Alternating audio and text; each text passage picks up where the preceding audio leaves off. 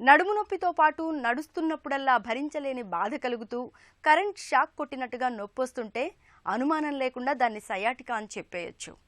నడుము కింది భాగం నుంచి కాలి కింది భాగం వరకు వెళ్లే నరం ఒత్తిడికి గురవుతున్నప్పుడు ఈ సయాటికా బాధలు అనుభవంలోకి వస్తూ ఉంటాయి. తీవ్రమైన నొప్పితో వేధించే సయాటికాకు ఆయుర్వేదం చెబుతున్న పరిష్కార మార్గాల గురించి డాక్టర్ని అడిగి ఇప్పుడు తెలుసుకుందాం.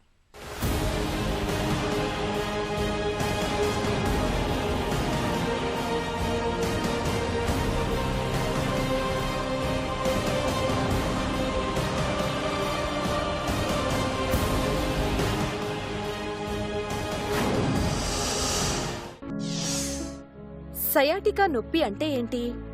సయాటిక్ పెయిన్ అంటే ఓపీకి బేస్ మీద వచ్చే పేషెంట్లు ఎక్కువ మంది కాలు మొత్తము జాలులాగా లాగుతూ ఉందండి, వెన్నుపూసలో నొప్పి వస్తుంది, మాకు కాలు అంతా స్పర్శ తగ్గింది, ఇలా ప్రజెంటేట్ చేస్తుంటారండి ఎక్కువగా. కానీ మాకు ఎక్కువ మంది వచ్చేవాళ్ళు ఒక 40 years అబవ్ పేషెంట్లే చాలా ఎక్కువ మంది వస్తుంటారండి. వాళ్ళ కంప్లైంట్ ఇది.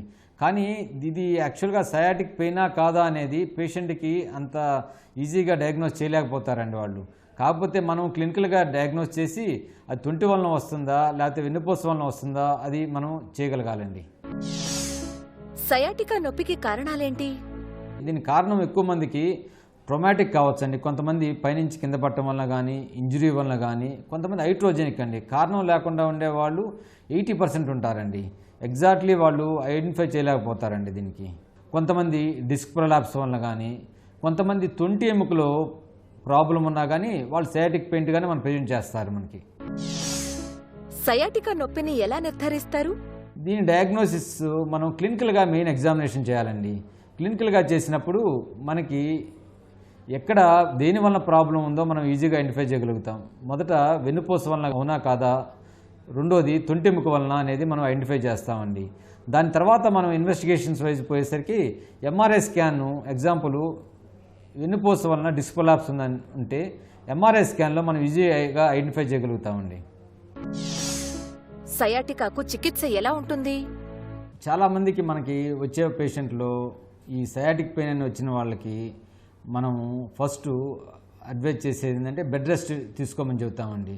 కంప్లీట్ బెడ్ రెస్ట్ అండి. ఎలా అంటే కొంతమంది అడుగుతారు, మేమండి మేము ఇంట్లో బెడ్ రెస్ట్లో ఉన్నాము, టీవీ చూస్తూ ఉన్నామండి, కూర్చొని టీవీ చూస్తున్నాం, బెడ్ రెస్ట్లో ఉన్నామంటారు. కానీ ఇది కాదండి కరెక్ట్గా. పేషెంటు మామూలుగా ఇల్లికిలా పడుకొని మంచం మీద పడుకుంటేనే బెడ్ రెస్ట్ అండి యూజువల్గా సయాటిక్ పెయిన్లో ఉన్న వాళ్ళకి.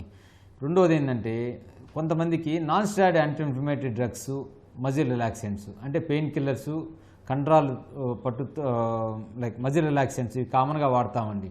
ఎక్కువ మందికి ఈ రెండింటితోనే అట్లీస్ట్ 50% పేషెంట్లు పెయిన్ రిలీఫ్ వస్తుంది. మూడో విధంగా ఏంటంటే ఫిజియోథెరపీ. వాళ్ళకి కొంతమందికి ఏం చేస్తామంటే ఫిజియోథెరపీలో కొన్ని ముందల మొడాలిటీస్ ఆఫ్ ట్రీట్మెంట్స్ ఉంటాయండి. ఎలాంటివి అంటే ultrasound therapy, IFT, TENS, short wave diathermy ఇవన్నీ పెట్టిస్తాం ఎక్కువ మందికి. వీళ్ళకి అట్లీస్ట్ మనం రోజుకి నేను 100 మంది ఓపీ చూస్తే అందులో 70 మంది సయాటిక్ పెయిన్లో వస్తే 50% they will have relief with all these above treatment అండి.